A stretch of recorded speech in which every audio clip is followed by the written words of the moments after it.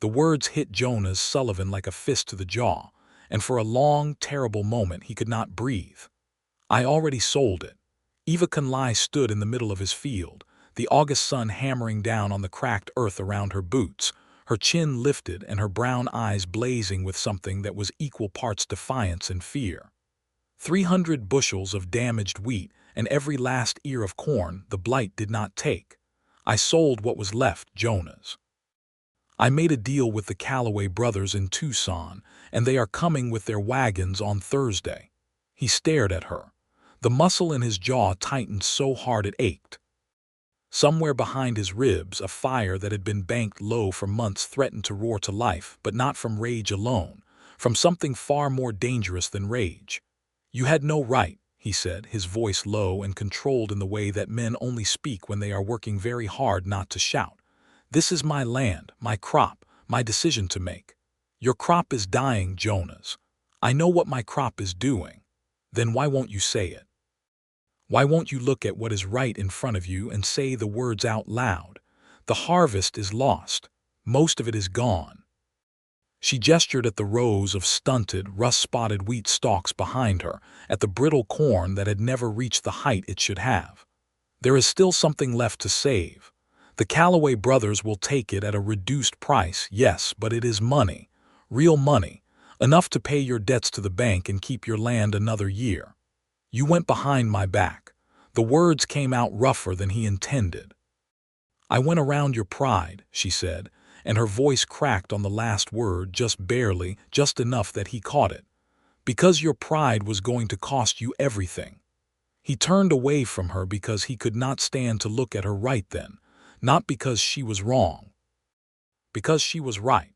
Because she had done what he had not been able to force himself to do, and standing here in the ruins of a season that had broken him quietly, piece by piece, since May, the shame of it was so thick he could barely see through it. He did not know yet that shame was only the beginning of what Eva Conley would cost him. He did not know yet that by Thursday, when the Calloway wagons rolled in, he would already be falling in love with her, helplessly and completely, in the way that a man falls who has spent years telling himself he is not the kind of man who falls. But he was getting ahead of himself, and so was she. And the story of how they arrived at this scorched field on this desperate August afternoon began not that morning, but 4 months earlier, in April, when the spring rains had still been promising, and Jonas Sullivan had placed an advertisement in the Tucson Weekly Citizen that he had spent 3 days writing, and then nearly burned before finally mailing. Jonas Sullivan was 31 years old in the spring of 1883, and he had been farming 340 acres outside of Mesa Verde, Arizona Territory, entirely alone for the better part of 5 years. He had come out from Kansas after his father's death, inheriting a small stake and a harder inheritance of stubbornness, the kind that ran in certain families like a river underground, unseen, until it carved something irreversible. He had built the farmhouse himself, added the barn in the 2nd year, expanded his wheat fields in the 3rd, and by the 4th year had started to understand the particular silence of a place that was entirely your own and entirely empty at the same time. He was not a man given to sentiment. He told himself that regularly.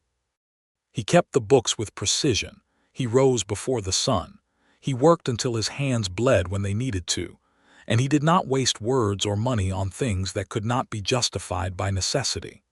He had a gelding named Denver and a dog named Biscuit who had wandered in during a dust storm 2 years prior and never left, and those were the only companions he had chosen to welcome. The advertisement had not been his idea, exactly. It had been the idea of his nearest neighbor, Pete Garza, who farmed a smaller operation 6 miles to the east, and who had himself married a woman from Missouri 4 years ago by way of an advertisement, and was, by all visible evidence, the most content man in the Arizona Territory. "You are going gray, Jonas," Pete had said one evening in March, sitting on Jonas's porch with a glass of the terrible whiskey Jonas kept for company because he did not drink it himself. Not from age. From solitude, it is a different kind of gray. "I am not gray," Jonas had said. "Not your hair, your face." Pete had swirled the whiskey. "A man who is too long without somebody to talk to starts to look like he is disappearing." Jonas had not responded to that. Because Pete had a habit of being right about things Jonas did not want to discuss.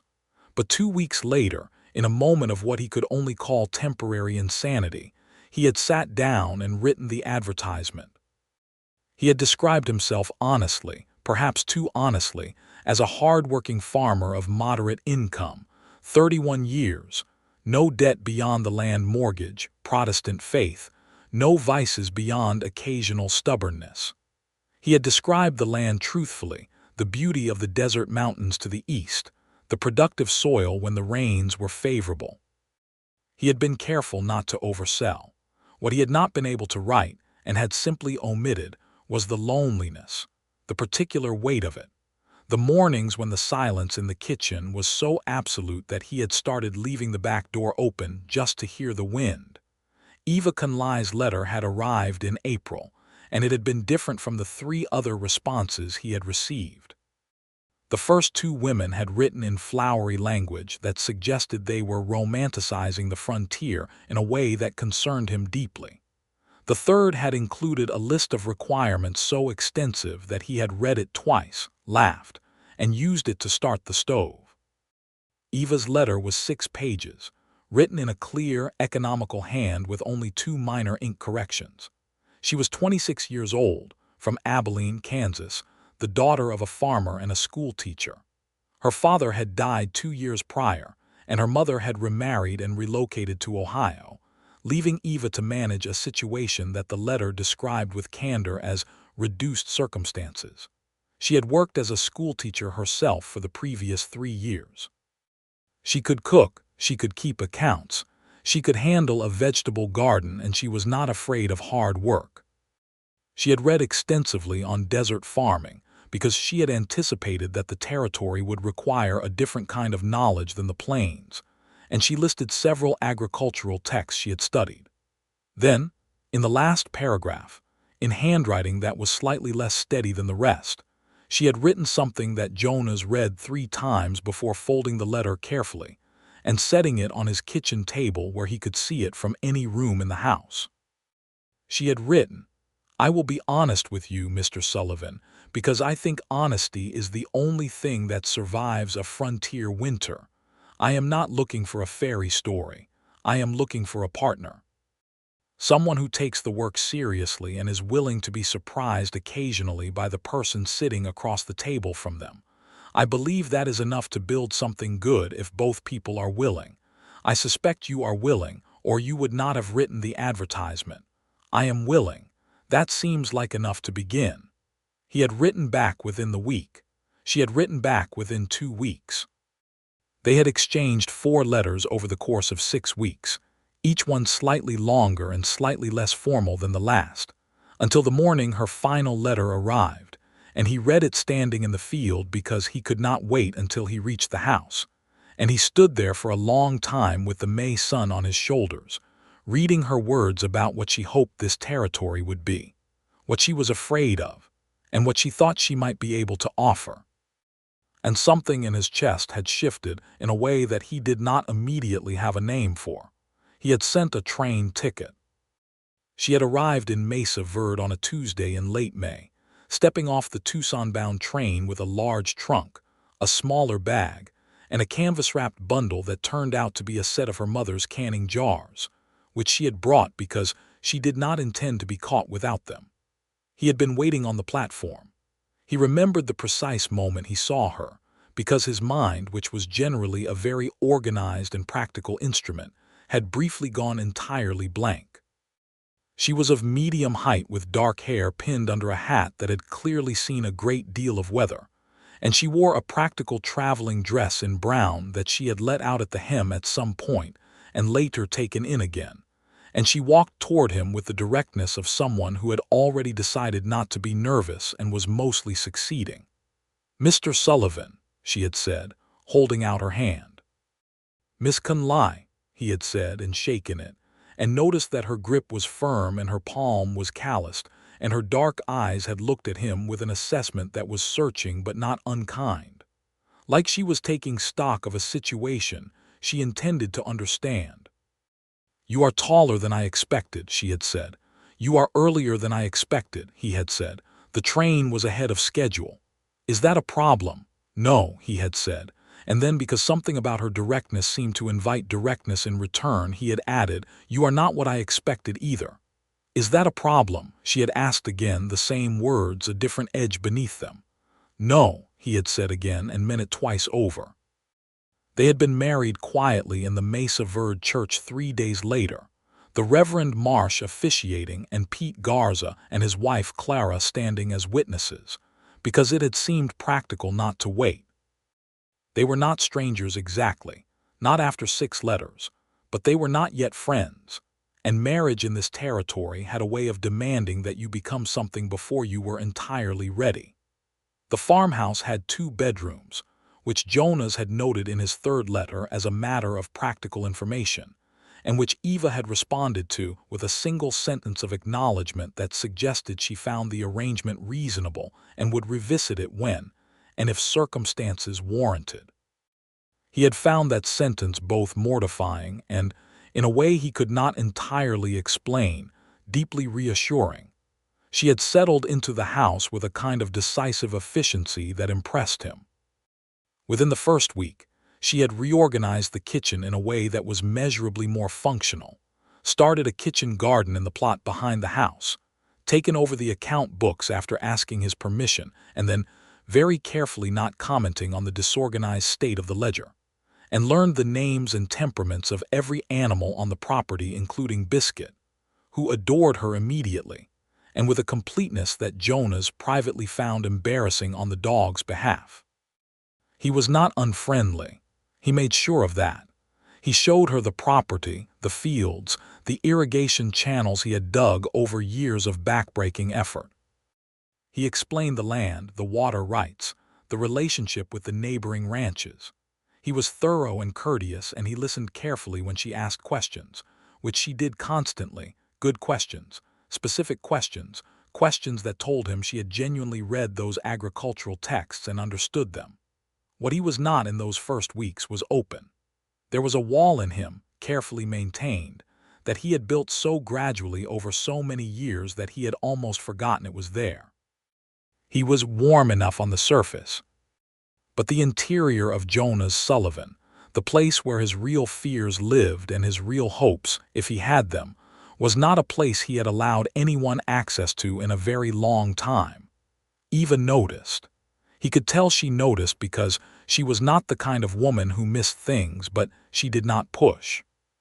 She watched him across the supper table with those measuring brown eyes, and she kept the conversation practical and pleasant, and she laughed easily at small things, which he found unexpectedly disarming, and she did not demand more than he was offering.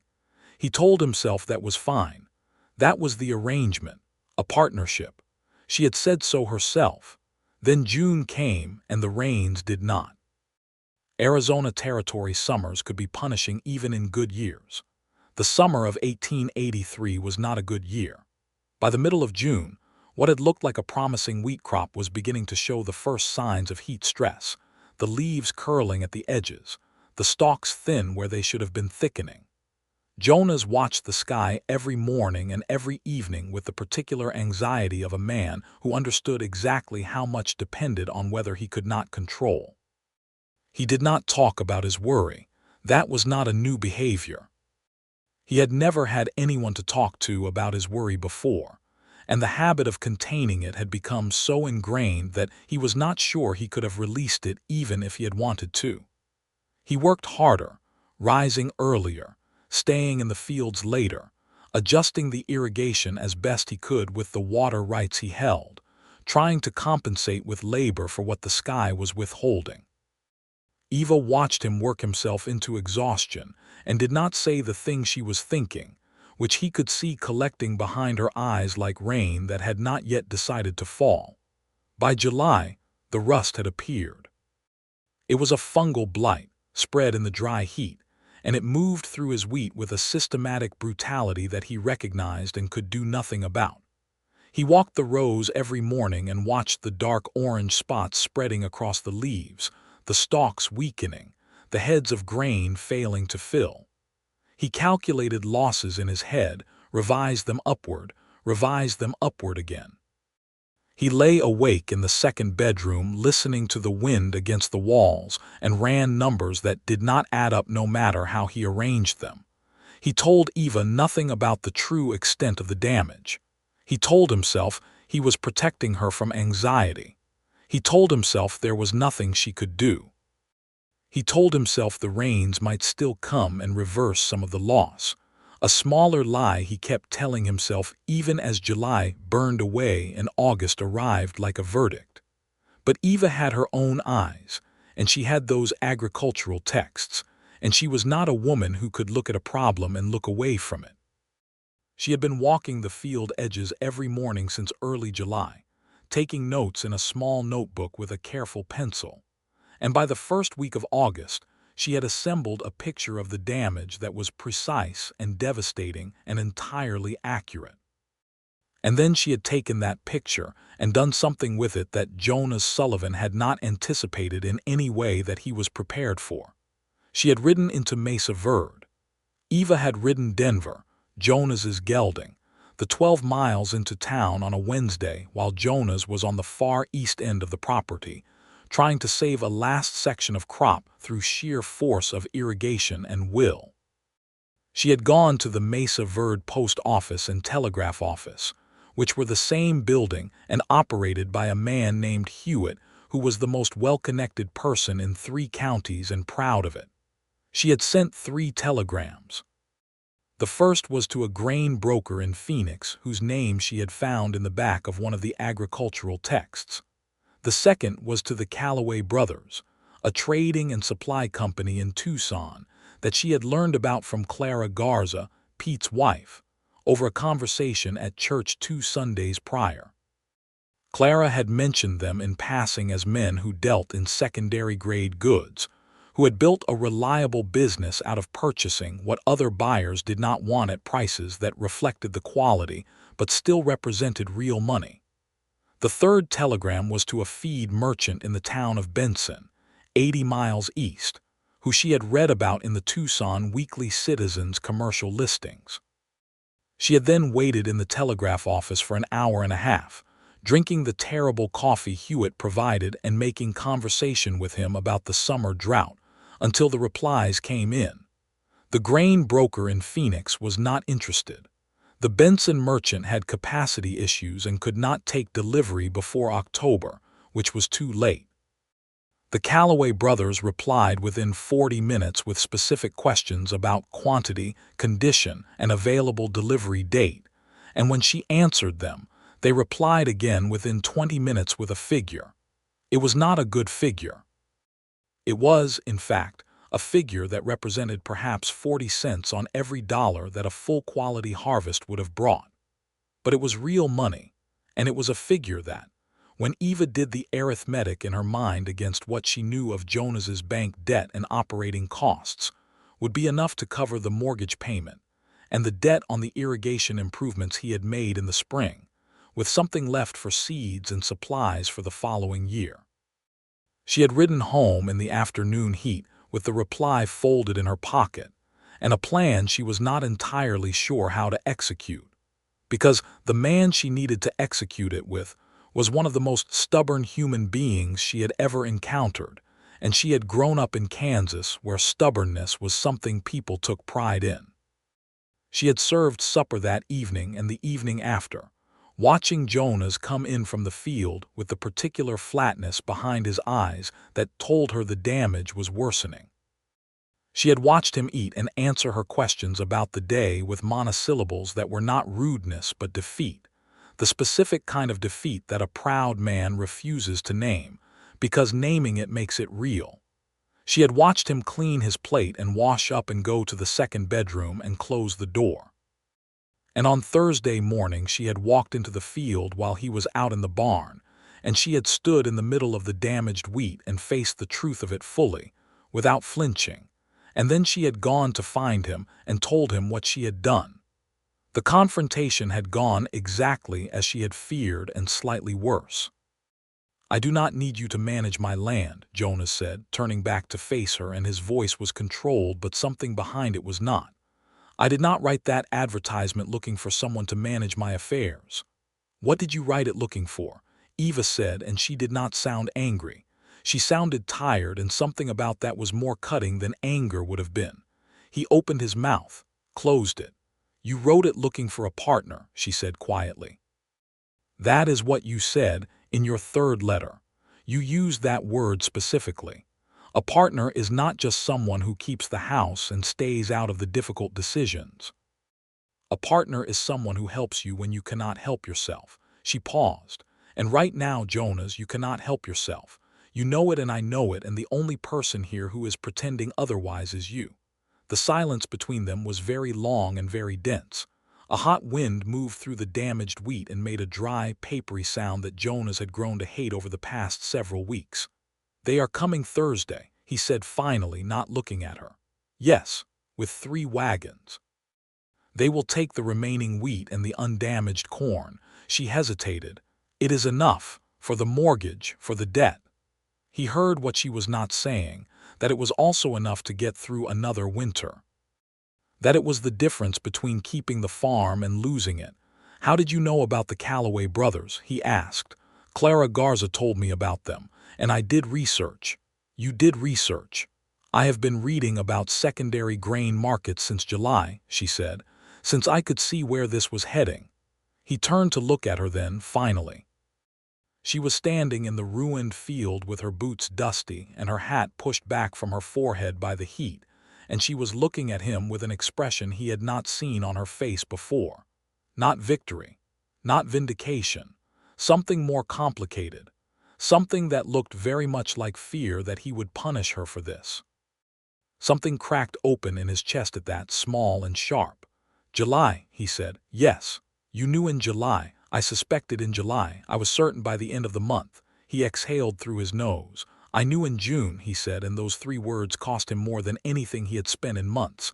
Eva was quiet for a moment. "Then, I know. You knew I knew." "I suspected you knew," she said carefully. "I did not want to force the conversation before you were ready. But I also could not let the season run out." He rubbed the back of his neck. The sun was already brutal, and it was not yet 9 in the morning. Around them, the damaged field stretched in all directions, beautiful in its way, even ruined, the gold and rust of it against the hard blue sky, something that would have been painterly in another context. He said, "What is the figure they offered?" she told him. He was quiet for a long moment. "It is less than I needed it to be." "It is more than nothing," she said, "which is what we would have at the end of September if we wait for a miracle that is not coming." He hated how reasonable she was. He hated how clearly she could look at a thing he could not look at straight. He hated specifically that she had done what needed doing while he had been standing in the field every morning counting what was left and telling himself something might change. "All right," he said. Eva blinked. "All right. The Calloway brothers can come Thursday," he said. "I will have the remaining crops separated and staged for them by dawn that day." He looked at her. "Next time, tell me before you send the telegrams." "Next time," she said carefully, "tell me when there is a problem that requires a decision." He held her gaze for a moment longer than was necessary. "Fair enough," he said. She nodded once, with the air of a woman who had won a war she had expected to last much longer, and was not entirely sure what to do with the surplus energy she had prepared for the extended fight. She turned and walked back toward the house. Jonas watched her go. The dry wind moved through the ruined wheat around him. Biscuit appeared from somewhere and sat at his knee and looked up at him with the dog's customary expression of uncomplicated devotion. "Not a word," Jonas told the dog. Biscuit wagged his tail. The next 4 days, the days between their confrontation in the field and the arrival of the Calloway wagons, were strange and charged with something that neither of them named directly.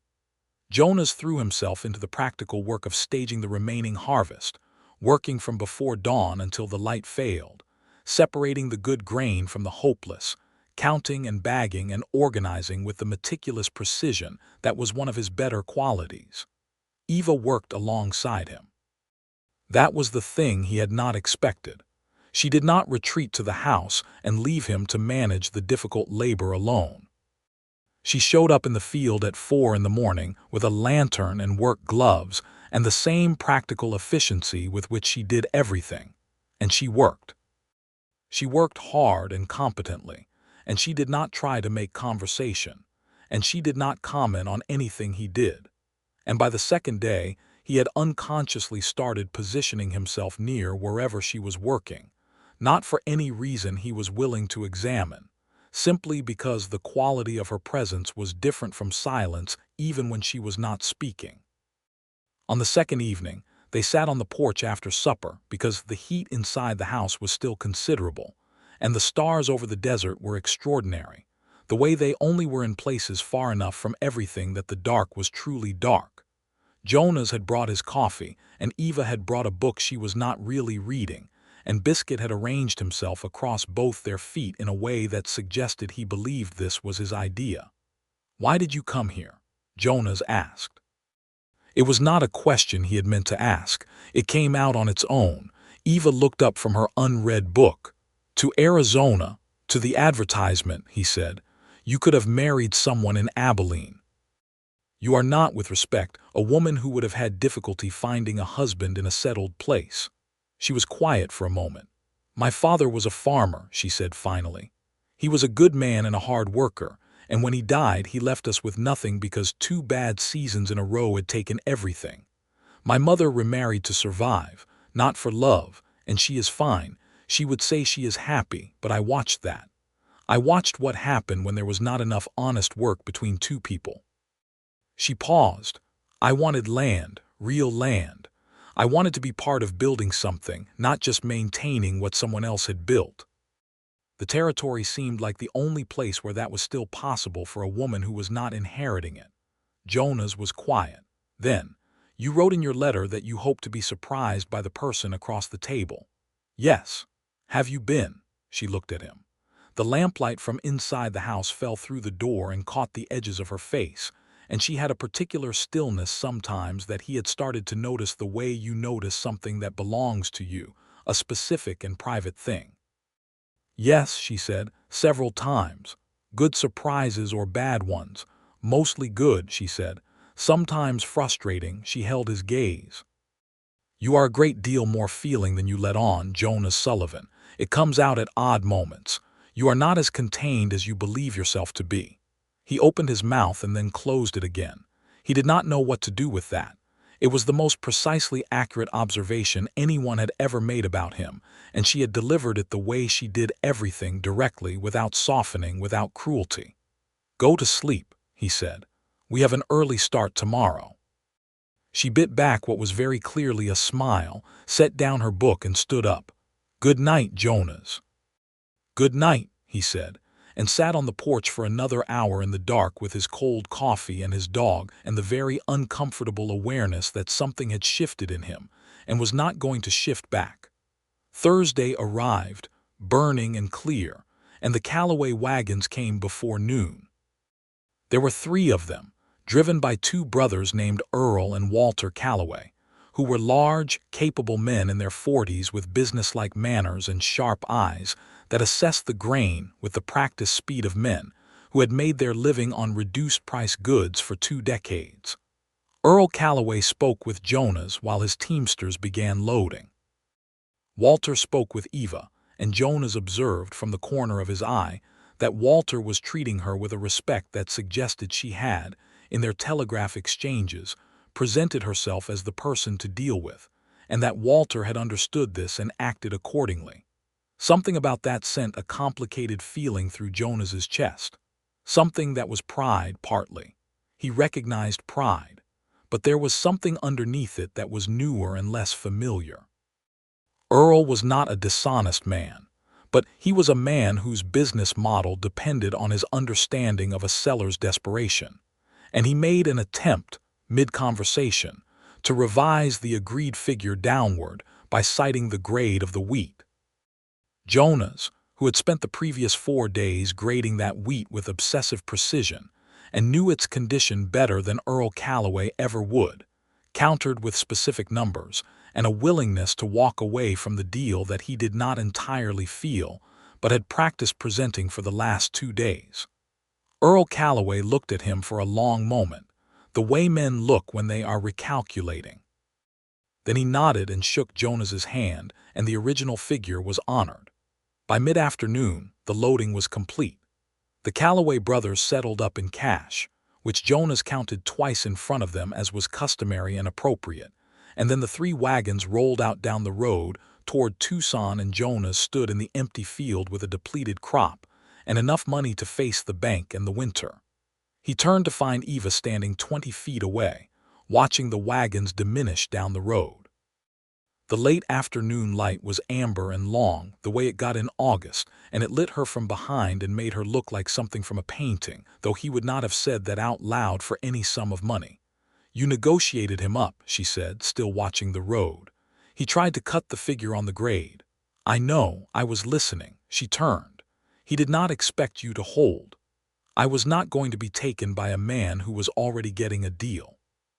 She looked at him with an expression he could not fully read. "You are good at this," she said, "when you let yourself engage with a problem instead of standing in front of it." He felt heat that had nothing to do with the temperature.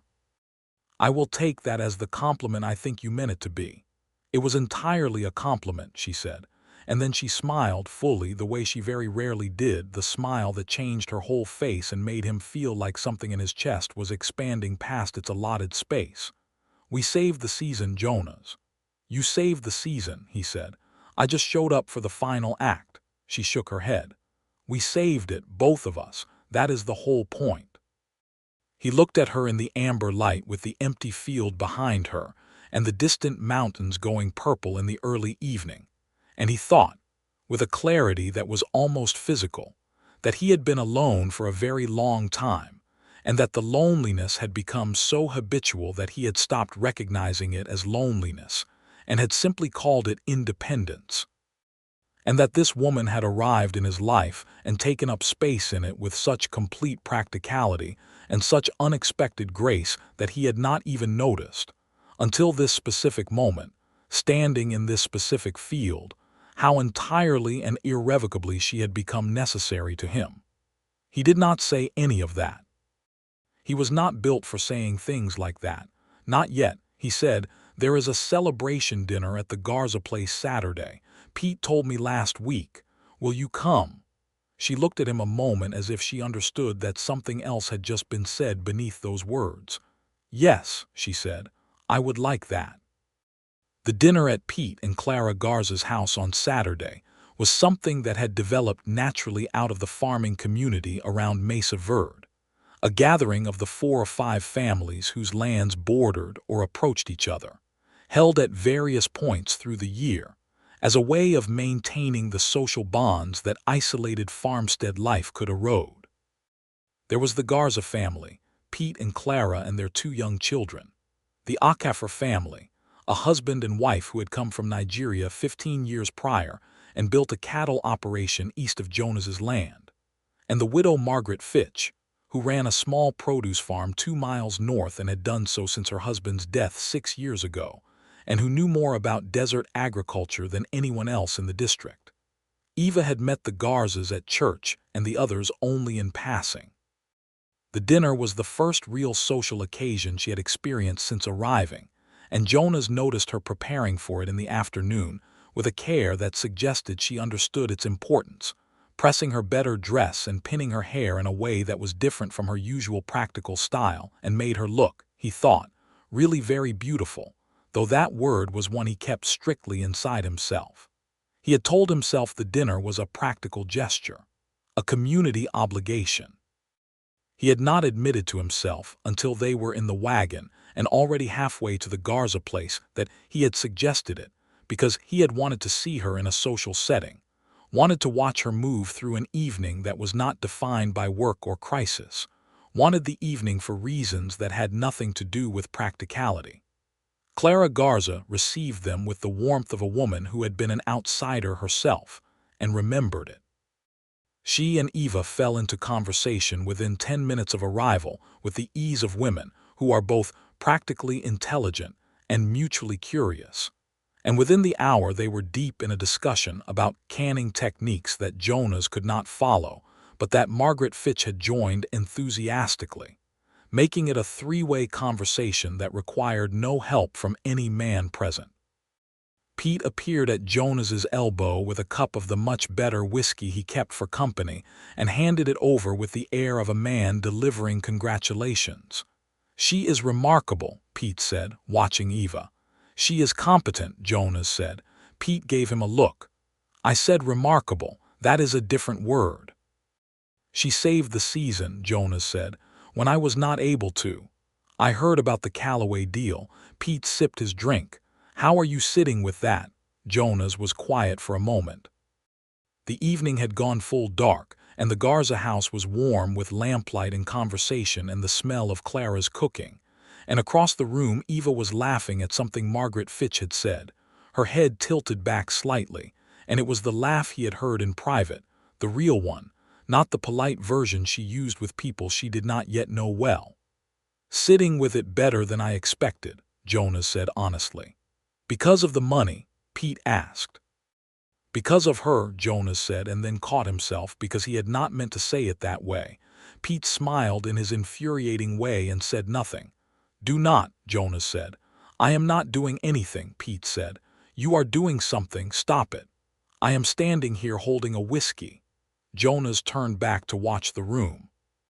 Eva had moved to sit with Clara's eldest child, a boy of 7 who had brought her a rock he was clearly very proud of, and she was examining it with genuine attention, asking him questions about where he had found it, and the boy was explaining with the elaborate detail only children deploy when they are confident they have a genuinely interested audience. "She will be a good mother," Pete said. Jonas said nothing. He did not trust what his face was doing. The evening wore on and was the best kind of simple, good food and easy company, and the particular pleasure of people who share difficult circumstances and understand each other because of it. They drove home in the dark under an enormous sky, the horses finding the road by habit, and Eva sat beside him on the wagon bench, and the night was cooler than it had been in weeks, a hint of the early autumn that would follow August, and she leaned against his shoulder about 3 miles from home with the naturalness of exhaustion rather than design. He did not move away. He let her lean there.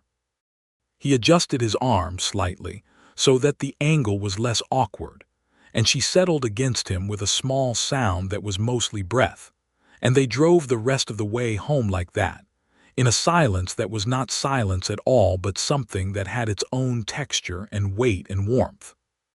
At the farmhouse, he helped her down from the wagon, and she was unsteady from the lateness and the warmth of the evening, and she held his arm for a moment longer than necessary and looked up at him in the lamplight from the doorway and said, "Thank you for the evening, Jonas." "It was Pete's dinner," he said. "I know," she said. "I meant thank you for wanting to take me." He opened his mouth. She turned and went inside before he could find a word. He stood in the yard for a long moment, listening to the night insects and the horses settling in the barn, before following her in. September came, and with it something between them that had no agreed-upon name. They worked together with the practical efficiency that had always characterized their partnership, preparing the farm for the coming season, planning the next year's crop with adjustments based on what the summer had taught them. Eva had ideas about drought-resistant varieties of sorghum that she had been reading about, and they spent evenings at the kitchen table with agricultural papers spread between them, discussing options with the focused pleasure of people who are genuinely interested in a problem and in each other. The evenings were Jonas's favorite part of the day, and he was beginning to admit that to himself, if not to anyone else. He had started lingering at the supper table after the plates were cleared, the way he had never done when he was alone, because alone there had been no reason to linger. Now there was Eva, with her books and her notebooks and her habit of reading things aloud when she found something interesting, and her particular way of listening when he talked about the land, the attentiveness that told him she genuinely cared about what he was saying and was storing it away in that organized mind for later. He had lived inside himself for so long that being listened to was, he discovered, something he had very strong feelings about. It was, specifically, something he found nearly impossible to bear without wanting to reciprocate in every way available to him. He started small. He brought her a bunch of desert wildflowers one afternoon, the small tough ones that bloomed along the irrigation channel, and left them on the kitchen table without comment. When he came in for supper, they were in one of her mother's canning jars on the windowsill, and she did not mention them directly, but she kept looking at them throughout the meal with an expression that made something warm and shy happen in the center of his chest. He started telling her things in the evenings. Small things at first, practical things. A story about a difficult winter in his second year on the farm. The way he had miscalculated the seed order and had to ride 60 miles to get more. Then less practical things. The reason he had left Kansas. His father, who had been a hard man to love and whom Jonas had loved anyway with the complicated loyalty of sons. The fact that he had wanted to be a teacher when he was a boy, briefly, before the land had claimed him the way the land claims certain people. She listened to all of it without interrupting, and then she told him things in return. Her father, who had sung songs in the field while he worked and had died in February of a swift fever that gave no warning. The way Abilene had changed after her mother left, smaller and lonelier than it had been. The moment she had decided to answer his advertisement, sitting at her kitchen table on a gray November morning with a cup of tea, looking at the advertisement in the Tucson Weekly Citizen that her colleague at the school had left behind and thinking, "That man sounds like he is telling the truth." That was the thing, she said. Most of the advertisements are performances. Yours was not. I did not know how to perform, he said. I know, she said. That was why. He reached across the table slowly and covered her hand with his. She looked down at their hands and then up at him, and neither of them moved for a long moment. Eva, he said, and then stopped, because he had not prepared what came after the name. He had not prepared for this moment at all, which was unusual for him. I know, she said again, the same words, different weight, and turned her hand under his so that their fingers were interlinked on the kitchen table under the lamplight, and that was a beginning and they both knew it. October was the month that Jonas Sullivan discovered what it was like to be in love with someone he lived with, which he understood almost immediately was categorically different from every other emotional experience he had ever had. It was not the dramatic, destabilizing thing the novels made it out to be, though it had elements of that.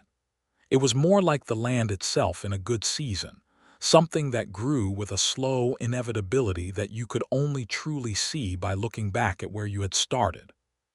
He walked into the kitchen one October morning and found her standing at the stove with her hair loose because she had not yet put it up, and the early light was extraordinary and pale gold through the east window, and she was humming something under her breath, and he stood in the doorway for a full 10 seconds before she sensed him and turned, and she laughed at having been caught humming, a small, unguarded laugh, and he thought with complete clarity, I am going to love this woman for the rest of my life. That is simply the situation, and I had better get used to it. He was getting used to it. He was doing so at the speed he did most things, slower than he would have preferred and more thoroughly than was probably necessary. There was an evening in early October when they sat on the porch watching a rare desert rain come in from the south, the first real rain in months, and the smell of it on the dry earth was the finest smell in the world. And Eva leaned on the porch railing and lifted her face to the edge of the rain and closed her eyes and smiled. And Jonas sat in his chair and watched her and felt something so large and full in his chest that it was almost like pain. He said her name. She turned, still smiling, the rain just catching the ends of her hair. Yes. He stood up from the chair and crossed the porch to where she was standing, and he kissed her, finally, in the October rain, with the specific gentleness of a man who has been holding something very carefully for a very long time. She kissed him back with an immediacy that told him she had been waiting for this considerably longer than he realized. When they separated, she was still smiling, and he felt something that he identified, after a moment, as relief. The specific relief of something that has finally stopped being potential and started being real. "About time," she said. "I have been building up to it," he said, "for 5 months. I am methodical." "You are impossible," she said, and kissed him again. They moved to the same bedroom that week without ceremony or discussion, simply because it was the natural conclusion of everything that had been building since May. And Jonas found that sharing a bed with Eva was both the most ordinary and the most remarkable thing that had ever happened to him. She was a restless sleeper who frequently stole the blankets, and he was a light sleeper who woke at every unusual sound, and somehow this was fine. Somehow every morning when he woke with the gray light coming through the window and Eva warm and present beside him, was a new revelation of the same essential truth, which was that this was exactly the thing he had needed for years without knowing how to say so. The bank meeting in mid-October went well, or as well as such meetings ever go. Jonas sat across from the bank manager in Mesa Verde, a careful man named Andrew Bryce, who had the manner of someone who has seen many farms fail and has developed a professional compassion for it, and presented the settlement from the Callaway brothers and the plan for the following year's crop. Bryce reviewed the numbers and asked several pointed questions, which Jonas answered precisely and without embellishment. Bryce approved an extension of terms that made the following year manageable. Jonas shook his hand and walked out of the bank into the October sunshine and stood on the board sidewalk for a moment, feeling the very specific lightness of a man who has been carrying something very heavy and has set it down. Eva was waiting in the wagon. He climbed up and she looked at his face and said, "Good." "Good enough," he said. "We have another year." "Good," she said, and put her hand in his for a moment before he took up the reins. November brought a new set of challenges of the kind that Jonas could manage. The ordinary labor of a farm in its off-season. The maintenance and preparation and planning that was less dramatic than a failed harvest, but just as necessary. They worked together on it with the rhythm they had developed, the rhythm of two people who had figured out how to be in the same space without diminishing each other. And Jonas found that it was a rhythm he had no desire to ever be without. He had, by November, become a man who talked more than he had before, which surprised him and surprised his neighbors, and did not surprise Eva at all, because she had always known the talker was in there waiting for someone to make him feel safe enough to emerge. He told her things he had not told anyone. He listened to things she had not told anyone. They had arguments, because two people with strong convictions and good minds cannot share a life without arguments. But the arguments were honest, and they ended honestly, with whoever was wrong being willing to say so, and whoever was right not pressing the advantage too hard, and that felt like its own kind of intimacy. In December, Eva told him she thought she was expecting a child. She told him at the kitchen table on a Tuesday morning, looking at him across the rim of her coffee cup, with an expression that was equal parts hope and apprehension, as if she was not entirely sure how he would receive the news. He received it by going completely silent for a moment. Then he got up from his chair and went around the table and took her face in his hands, and she saw, unmistakably, that the silence was not alarm but the other thing, the overwhelming kind. "Are you certain?" he managed. "Fairly certain," she said. "I will need to see the doctor in Mesa Verde to confirm it." He nodded. He could not find words adequate to the moment. He settled for pressing his forehead against hers, and she put her hands over his where they held her face, and they stayed like that for a long time in the December morning, while Biscuit watched them from his spot by the stove with the devoted bewilderment of a dog who suspects something significant is happening, and is very pleased about it even without understanding what. The doctor confirmed it in January. The baby would come in late August or early September, the doctor estimated. Eva was healthy and the pregnancy was going well, and the doctor, who was a practical and experienced frontier physician, gave her a list of instructions that she read and filed, and largely already knew from her mother's extensive advice on such matters. Jonas drove home from that appointment in a state of quiet, sustained astonishment that lasted for approximately 2 weeks, and then transformed into something more workable. He became, if possible, more attentive to Eva than he had already been, which she tolerated with patient amusement, and only occasionally told him to stop hovering, at which point he would retreat to a respectful distance and hover from there instead. The winter was a good one, relatively, mild enough by desert standards that the cold was not punishing, and they had enough fuel and enough food, and enough income from the settlement to be comfortable. Jonas built a second room onto the back of the house over January and February, the baby's room, doing much of the work himself and accepting Pete Garza's help for the parts that required 2 sets of hands. It was good work, careful and solid, and Eva came out each evening to see the progress and did not offer unsolicited opinions, which Jonas appreciated. And when she did offer a suggestion, it was invariably correct, which he told her on each occasion, because he was learning. He was learning her. Not finished learning, not close to finished, but learning. The way she organized her thoughts before speaking, so that when she spoke there was very little waste. The way she laughed at unexpected things and not at the expected ones. The way she touched the border of her letters with her thumb when she was reading something that moved her, a private, unconscious gesture he had never seen her perform consciously. The way she talked to Biscuit when she thought Jonas was not listening, the easy, affectionate voice she used with the dog that was different from every other version of her voice. He loved all of it. He loved the complexity of it.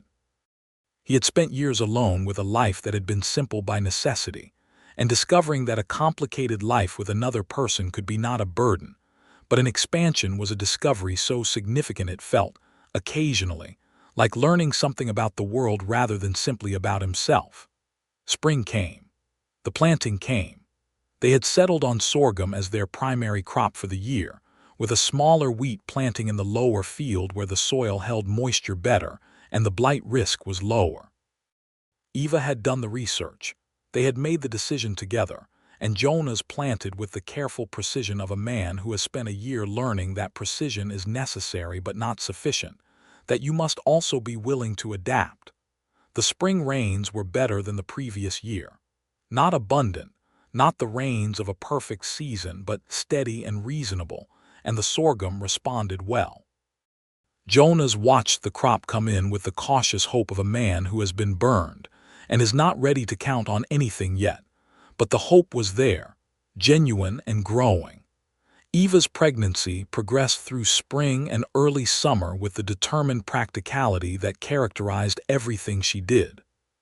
She kept working, managing the kitchen garden and the accounts and the social relationships with their neighbors, until her body required her to slow down. And when it did, she slowed down without complaint and without drama, and directed operations from the porch when the heat allowed, and from the kitchen table when it did not.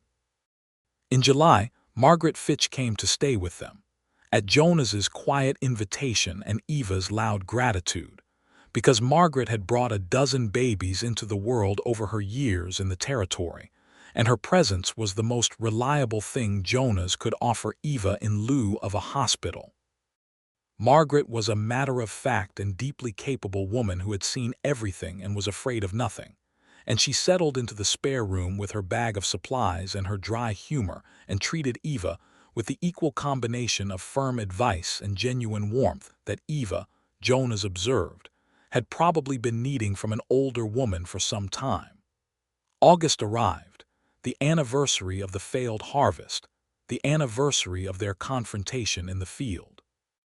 Jonas marked it privately, standing in the sorghum fields that were coming in straight and good and green in a way the wheat had never managed to be last year. And he thought about the man he had been 12 months ago, standing in the ruined crop and refusing to name what was right in front of him. And he thought about what it had cost him and what it had given him. And the accounting of it was so entirely in his favor that the scale was almost embarrassing.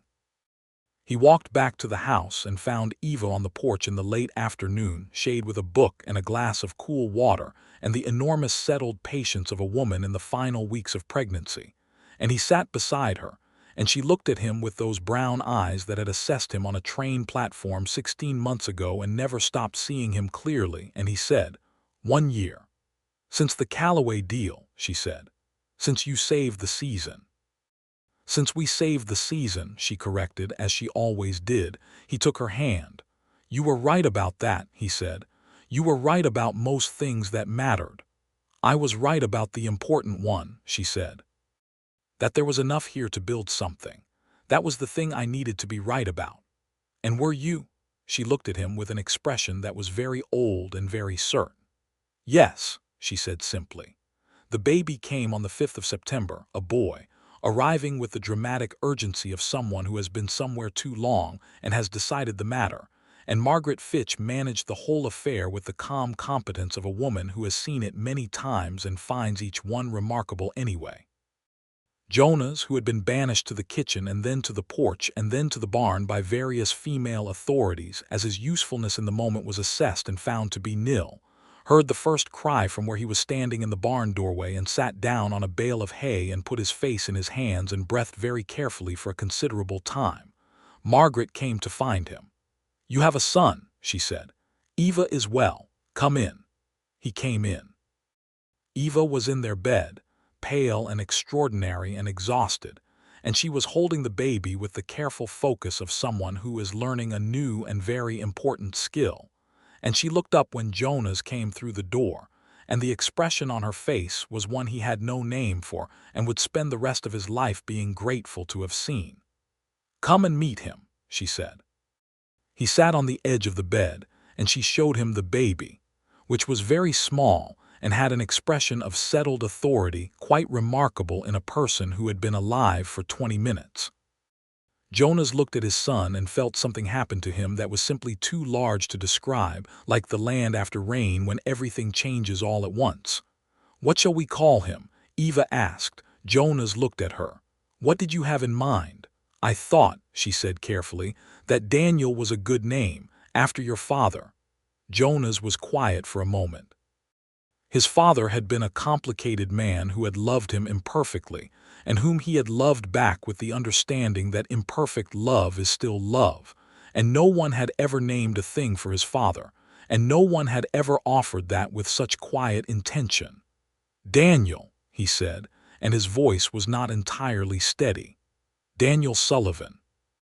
Eva smiled. "Hello, Daniel Sullivan," she said to the baby, and Daniel considered the ceiling with the ancient inscrutability of the very new. The sorghum harvest that September was the best Jonas had seen since he started the farm. The rains through the spring and summer had been reliable, the sorghum had responded magnificently, and when the harvest came in the yield was strong enough that he sold to the primary Tucson market at full price without needing to seek secondary buyers or telegraph anyone. He stood in his field at the end of the harvest and added the numbers in his head and then went inside and told Eva, and she said, "I told you the sorghum was the right choice." And he said, "You told me." And she said, "I usually am." And he said, "I know," and she laughed at him, and he decided he could live with that. The bank debt was fully retired by October of 1884. Jonas walked out of Andrew Bryce's office with a signed document confirming it, and drove home feeling the lightness of a man who has been in debt since he started and has finally come clear of it. The kind of lightness that has weight to it somehow, paradoxically, because what it means is real. He stopped on the way home and bought 2 things at the general store in Mesa Verde: a small jade brooch that he had noticed Eva looking at twice in the store window over the past months, and a bag of the peppermint candy that Daniel had started showing interest in, though Daniel was technically still too young for it, and Eva would tell him so, which was fine. He gave Eva the brooch that evening after Daniel was in his bed. She turned it in the lamplight and looked at him with an expression of quiet surprise that warmed into something much deeper. "You noticed me looking at it," she said. "I notice everything about you," he said simply, because it was true and it was time to say it. She pinned it at her collar and looked at him across the kitchen table and said, "Jonas Sullivan, I believe you might actually be a romantic." "Do not tell anyone," he said. "I have a reputation." "For being impossible and stubborn," she said. "Yes, it would be very damaging." "Exactly," he said. She came around the table and sat beside him instead of across from him and put her head on his shoulder, and he put his arm around her. And they sat like that in the kitchen with the lamplight going and Daniel asleep in the new room and the desert night outside full of its familiar sounds.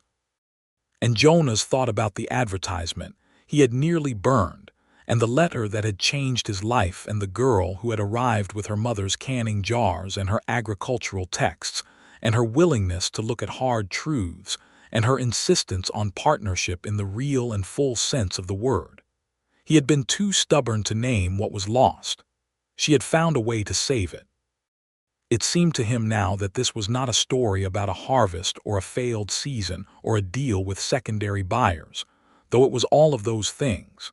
It was a story about the specific kind of pride that becomes a prison and the specific kind of love that offers a door. He had been fortunate enough to have someone with the courage and the intelligence and the persistence to stand in his ruined field and refuse to let him stand in it alone. He did not say any of that out loud. But he held her more tightly, and she understood, because she always did. Winter came again and they were warm.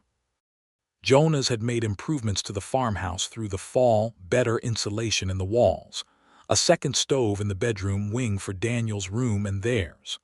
The house felt different from the house of a year ago, larger in the ways that counted and quieter in the ways that had previously been a burden. The silence now, when it came, was the comfortable kind, the silence of people who have nothing unspoken between them that needs saying and can therefore simply be. Daniel grew with the determined velocity of all young children, adding inches and opinions in roughly equal measure.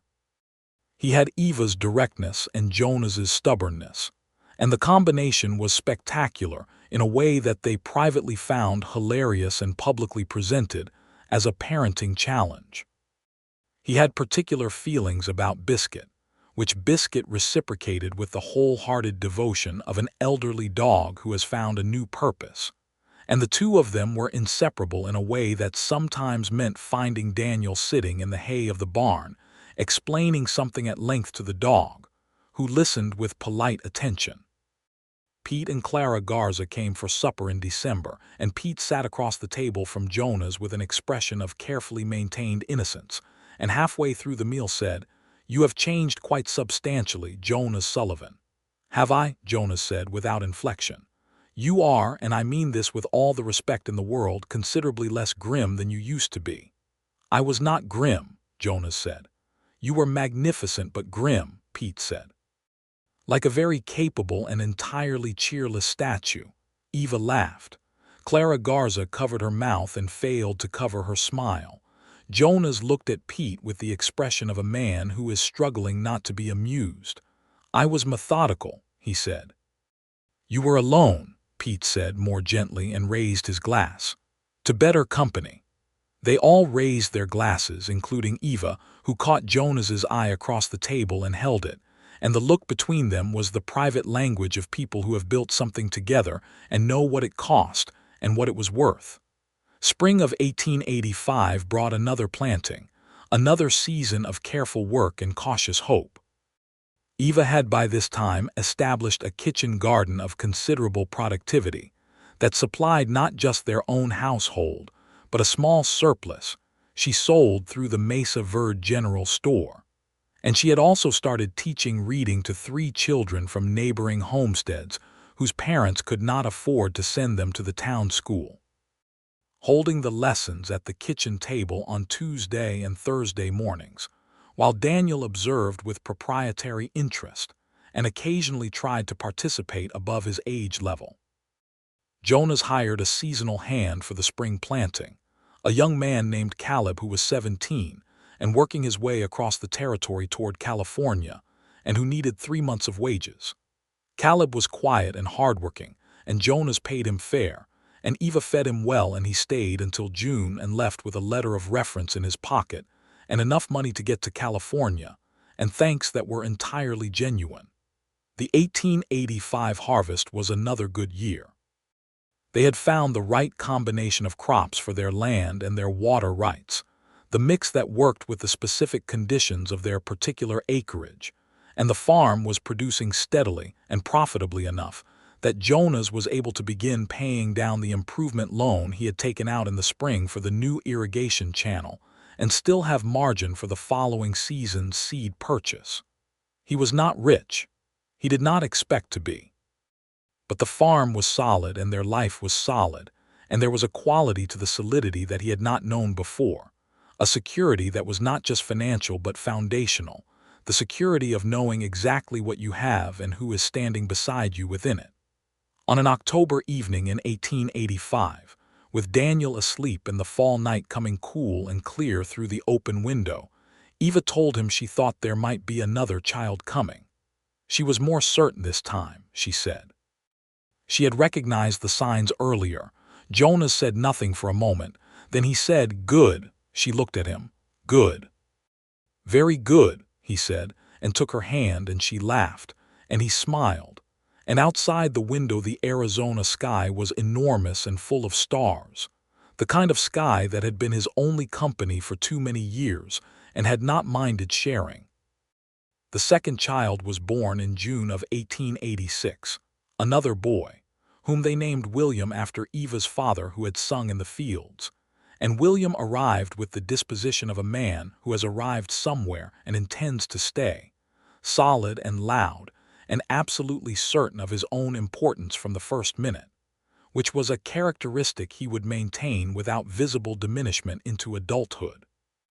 Daniel received William with the careful suspicion of a firstborn, confronted with evidence that the world does not in fact revolve around him alone, and gradually, over the weeks that followed, transitioned through stages of investigation, tolerance, and eventual fierce protectiveness that declared itself so completely by William's third month that the whole business was settled in Daniel's mind, and he was ready to move on.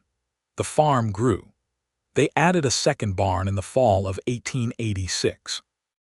They improved the main irrigation channel with a system Jonas and Pete designed together over a winter of evenings, building on an idea Eva had found in an agricultural engineering article from a university in New Mexico territory.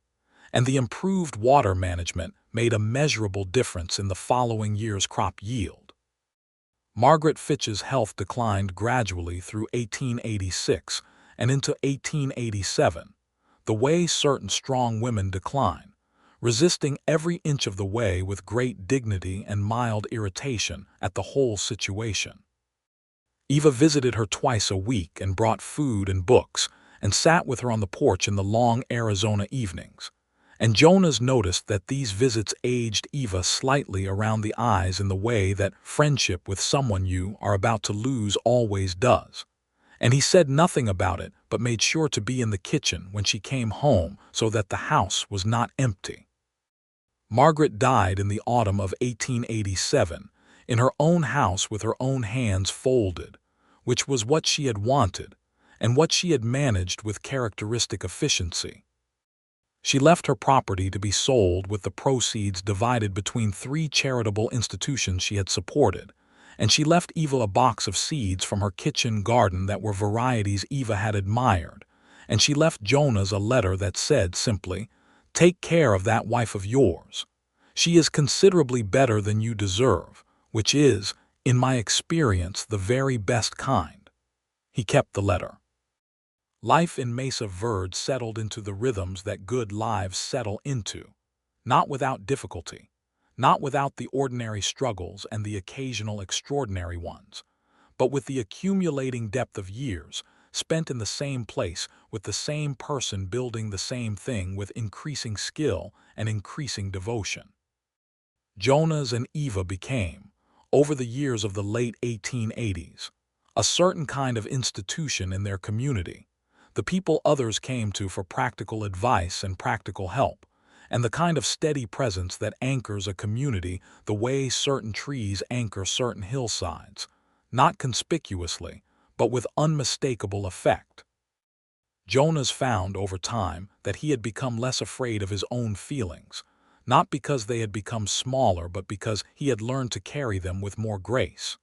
He told Eva he loved her regularly, having discovered that saying it did not diminish it but somehow increased it with each iteration, as if the words were not a statement but a practice, something that had to be renewed to remain fully real. Eva told him back. She also told him when he was being impossible, which was periodically, because that had not been fully trained out of him, and she had stopped expecting it to be.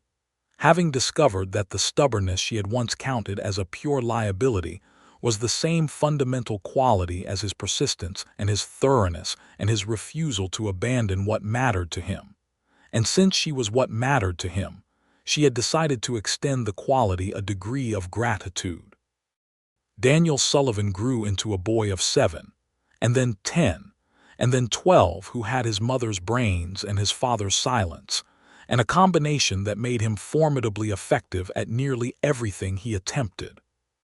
He had the same quality of observation that Eva had, the ability to see clearly and without sentimentality, and he had the same stubbornness Jonas had, which was going to make him a difficult adolescent and a remarkable adult.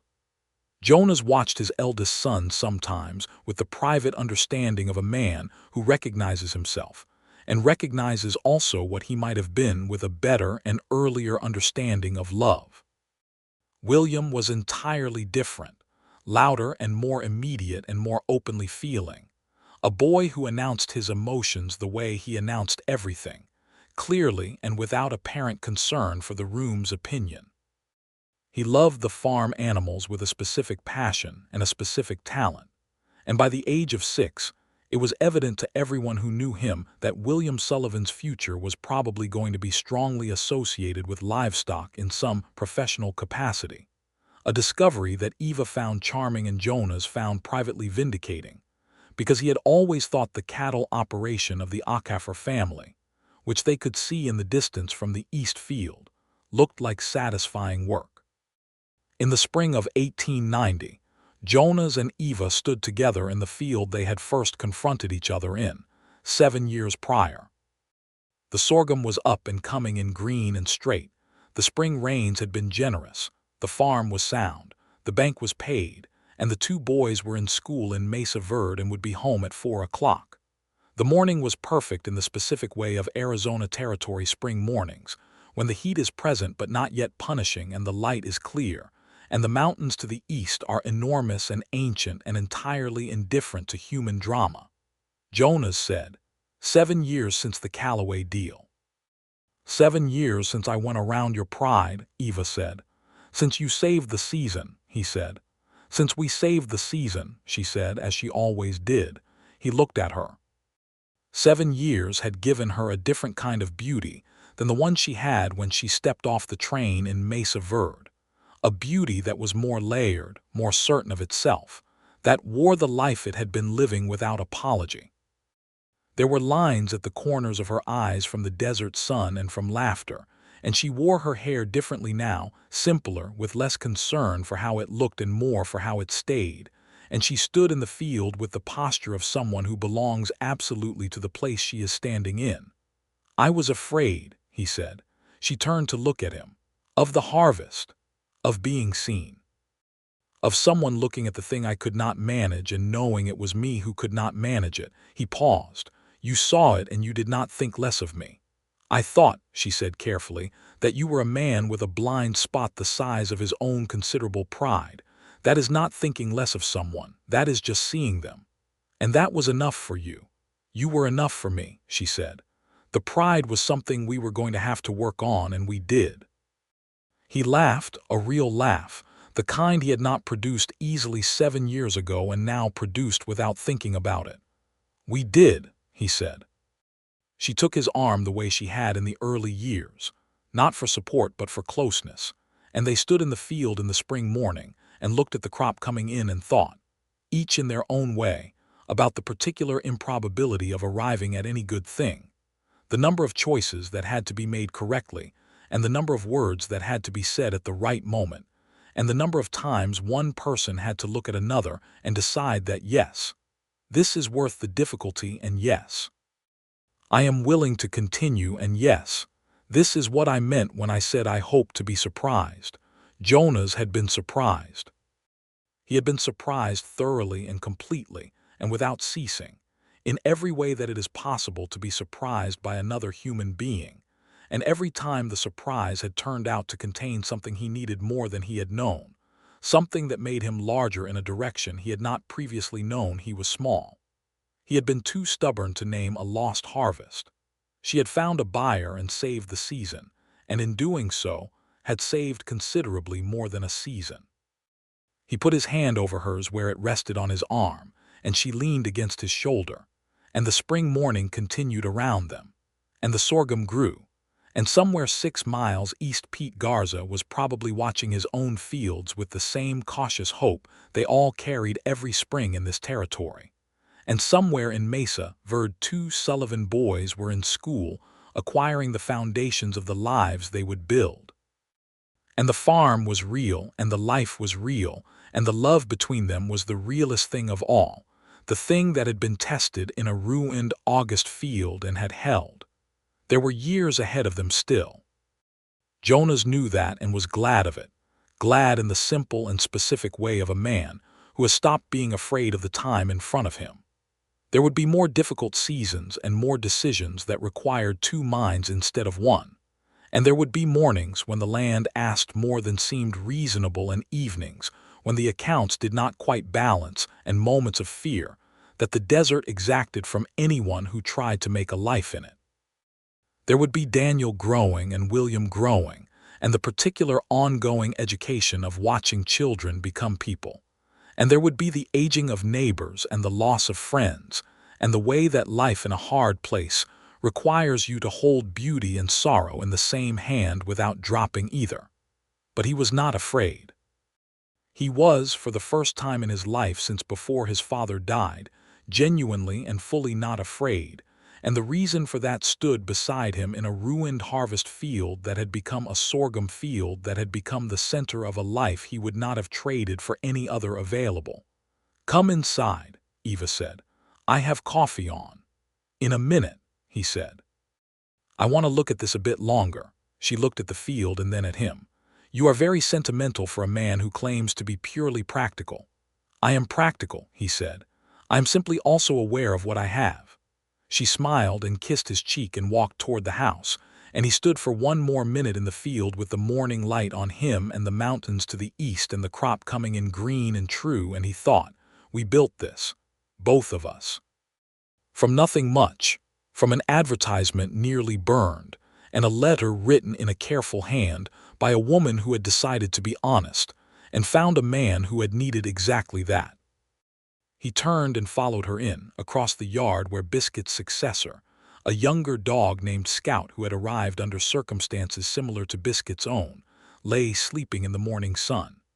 He went through the door into the smell of coffee and the familiar weight of his own house, his own life, all of it real and all of it earned, and none of it, not a single piece of it, something he had arrived at alone.